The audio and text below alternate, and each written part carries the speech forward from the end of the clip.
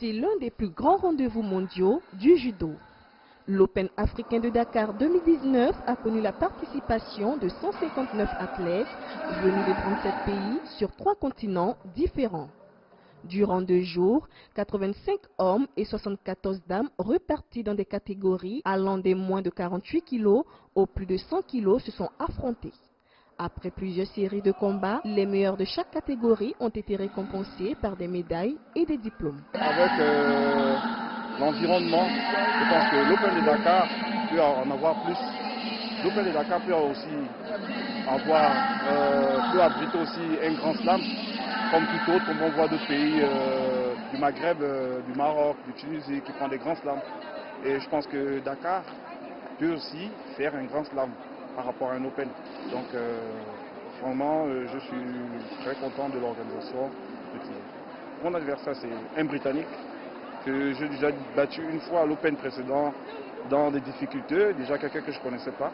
Donc cette finale avec le Britannique, encore une fois, j'ai vraiment étudié encore le travail qu'il a fait et j'ai essayé de me surpasser encore un peu de mes erreurs et ça a été vraiment comme je le voulais. Cette compétition, vraiment, c'est une bonne compétition pour les athlètes du Sénégal. Parce que vraiment, ça nous motive d'avoir, et ça nous fait vraiment plaisir de nous frotter avec des athlètes de haut niveau, des champions d'Afrique et tout. Voilà, ça nous motive, ça nous donne encore du courage et tout, ça nous motive vraiment. C'est une bonne compétition pour les athlètes du Sénégal. On a fait tout ce qu'on pouvait faire, on l'a fait là, dans la finale. On a donné corps et âme vraiment pour gagner la finale, mais bon, ça s'est joué dans des détails. La compétition de Dakar est la 15e édition du genre. La première journée a été marquée par les prestations des catégories de moins de 48 à moins de 71 kg, alors que la seconde journée a vu l'entrée en scène des grandes catégories dont les poids varient entre plus de 81 et plus de 100 kg. Les athlètes se sont affrontés dans le but de décrocher non seulement des médailles et des diplômes, mais aussi des points qualificatifs aux Jeux Olympiques Tokyo 2020.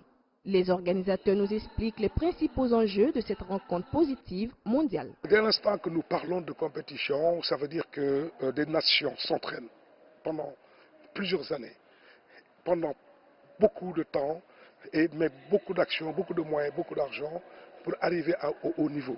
L'Afrique vraiment et le monde entier se retrouvent ici pendant 2-3 jours pour vraiment partir avec des médailles et en même temps partir avec des points pour pouvoir effectivement être classé dans un bon rang et finir à Tokyo 2020.